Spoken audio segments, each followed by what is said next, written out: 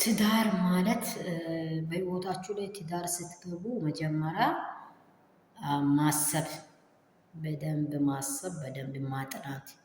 ትዳር ዝም ብላችሁ የምትፈቱት ዝም ብላችሁ እንደሆነ ነገር ቁጭ አድርጋችሁ ሌላውን ደግሞ ሞራላችሁ የተነሳ ሰዓት ብድግ ብላችሁ ሌላውን የምታዩበት ሳይሆን ትዳር የምትኖሩበት ነው። ህይወት ነው። ፍቅር ነው። በቃ ህይወት ነው። የመጀመሪያ ትዳር አንድ ሰው ትዳርን ያዘ ማለት ህይወትን ያዘ ማለት ነው። ሌላ ህይወት ከሱ ጋር ተገናኝቶ ህይወትን መሰረተ ማለት ነው። ለዛ ህይወት ጥንቃቄ ይቀበላሉ ከእግዚአብሔር በታች። እግዚአብሔር ሲያስችላኝ ሁሉን ነገር ይችላል።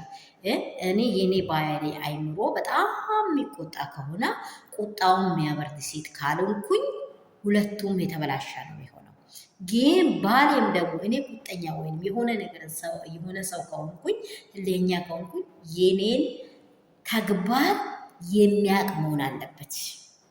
አሁን አብርሃም ወዲያላ ትዝታህን ሲታየው ከሩታ ጋር እንዴት እንደመጣ ምን አይነት ህይወት እንዳሳለፍክ ሩታ ለአንተ ምን አይነት በረከት እንደሆነች የስኬት ቁልፍ እንደሆነች ገዷ የአማራ ሴት ናት በላይ አንድ ቲቪ ላይ ቀርበ ኢንተርቪው ስትደረግ ያወራሁን ነገሮችን እስቲ ትዝታዬ ወደ ኋላ ተመለሰይ።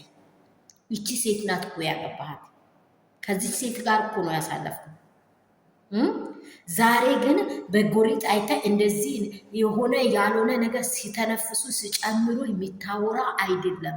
ይሄ ደግሞ ትዳር መሀል ላይ ገብታችሁ የምታፋቱት የምትበጠብጡት ሰማይ ዋጋችሁ ምድር ዋጋችሁ ታገኛላችሁ። እንደዚህ ትዳር የምትበጠብጡት አንደኛ ሄርሜላ፣ ሁለተኛ ቡሴ፣ ሶስተኛ ዴቭ። ሄርሜላን ወዶ እኮ ነው ኤፋ የሚሆነው የምትሉ ሰዎች እስቲ ወደ ኋላ ተመልሳችሁ ይሁት።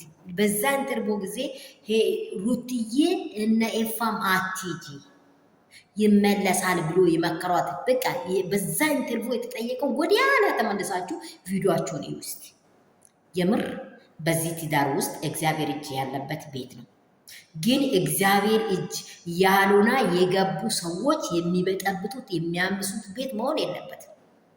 ሩታ ወይንም የሆነ ቦታ ትወድቃለች የሆነ ቦታ ላይ ትበሰብሳለች ብለን አይደለም።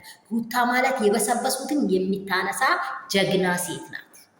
ብዙዎች የመሰከሩላት አይን ያላየውን የምትረዳው ብዙ ሊሆን ይችላል። ግን በቃ ቦታ ተገኝቶ ኢንተርኔት ተገኝቶ የተለያየ ነገር አግኝቶ መጥቶ ከሚመሰክራት ሰዎች የበለጠ እሷ አይን ሳያይ የሚታደርጋቸው ሰዎች ብዙዎች አሉ።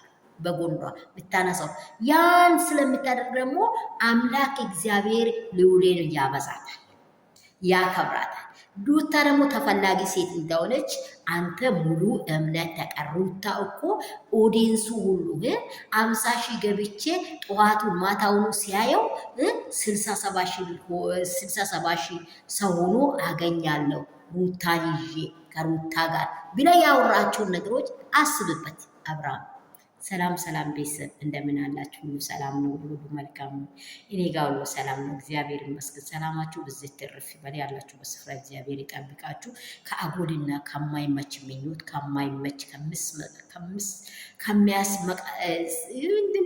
ምስቅልቅል ከሚያደርጋቸው ህይወት እግዚአብሔር ይጠብቅ። ልጅን ወደዛ እናትን ወደዛ አባትን ወደዛ ከሚያደርግ ህይወት እግዚአብሔር ይጠብቀን በኢየሱስ ስም። እንደዚህ ያለ ህይወት ይራቅ። ይህንን ነው የምናገራችሁ። ግን አብርሃም ትላንትና ያወራው ያለ ነገር እንዳቀጡት ጊዜ ምን እንዳላቸው አይታችኋል አይደለ? እንደዛ ከኛ ጋር ጎናችን ሆነሽ እንደሰብ የዛሬ አንድ ወር ጤንነት ነው። የአንድ ወር እኮ አብርሃም ጤነኛ ነው። አብርሃም ሞት ተጠቅሞ ነው። አብርሃም 500 ኬ ሊገባ ነው። አብርሃም ወደንሱ ማጣት ስለማይፈልግ ነው። ገብቷቸዋል። አብርሃም ምንም ማለት ነው። ምንም መድኃኒቱ የት ነው ሄዳ ነው? የት ሄዶ ነው የአብርሃም እንደዚህ የተመለሰው? የት ወሰዳችሁት እናንተ? ቤት ቁጭ አድርጋችሁ ቡታጅራም አልሄደም። ሩታ ጋሽዬ ጋር ደውላ እንዳልመጣ ነግሯታል። ይህም ቪዲዮም ሰርቼላችኋል። ግን አንተ ህይወትህ እንድማር የምትፈልግ ከሆነ ሰማይ ረፍት ያለበት ምድር ረፍት ያለበት ህይወት ልትኖር ከሆነ አስብበት። አንጎሊን ከፍታ አስብበት። ሰው እንዳጠጣ ጀሪካኑን ሰው እንዳሞላው ነው የሚሞላው። ካለቀ በኋላ ሰው ወደዛ ቦታ ላይ ወደ ውሃ ካልወሰደ ጀሪካኑ ባዶ ነው። ለዘላለም ባዶ ሆኖ ነው የሚኖረው። ለምን እኔ ወስጄ ነው የሚሞላው። እንደዚህ ሞልታ የመጣው አንድ ተንፍሶ እንደ ፊኛ ካለቀ ወይኔ ሩታዬ ምን አርገሽ ነው? ከፍታዋን ሲታይ ከፍ ብላ ስትሄድ ሲታይ ምን ይመስልሃል? አይምሮዬን አሰር መቼም ቢሆን ሩታ ሀብቴ ጎን ማቆማችንን አንቀር። እውነት እግዚአብሔር ስለሆነ ሩታን በአካል አናቅም። አንተ አቅፋ አድረሃል። ልጅ ወልዳል። ከጉልበቴ ልጅ ተፈጥሯል። እኛ አናቅ። እኛ ኦዲየንሶች ነን። ግን አንተ በበላይ ማድ የተፋው ሰውዬው ነገ ምን እንደምትሆን ይቺን ቀን መጠበቅ እንዳትረሳ። ይህም ቪዲዮ አስቀምጠህ ማየት ትችላለህ። እግዚአብሔር በበቀል ይነሳል በአንተ ላይ በበቀል። ይሄ እኮ ስጋ ፈራሽ ነው። እዩኝ እንዳልክ አይደለም 500 መብላት ሳይሆን ሳትበላም የምትሄድበት አለ።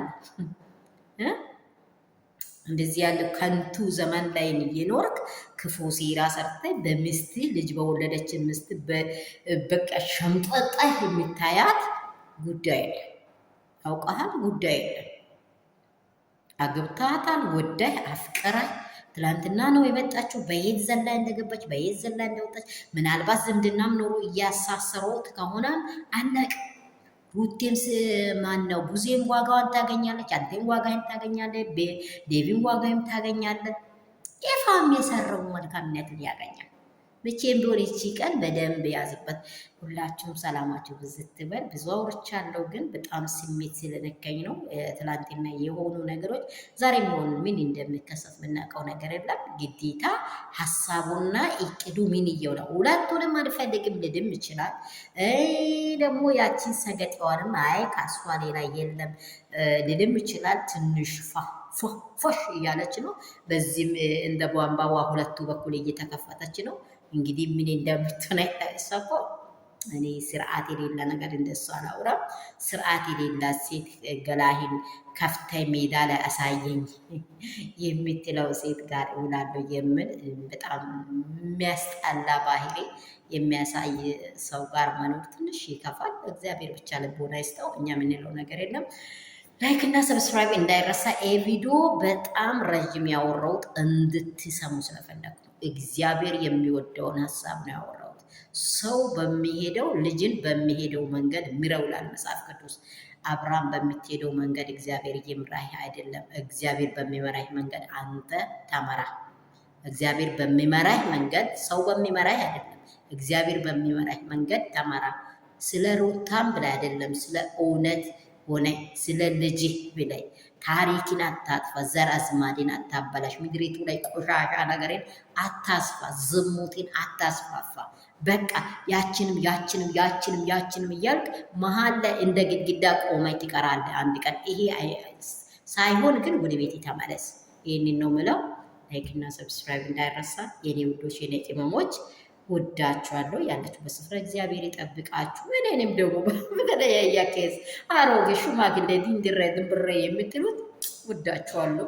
አታውቁማ፣ ይቅር ይበልላችሁ። የመስቀሉ ቃል ስለተሸከም ከእናንተ ጋር ስድብ የለኝም። ተባረኩልኝ።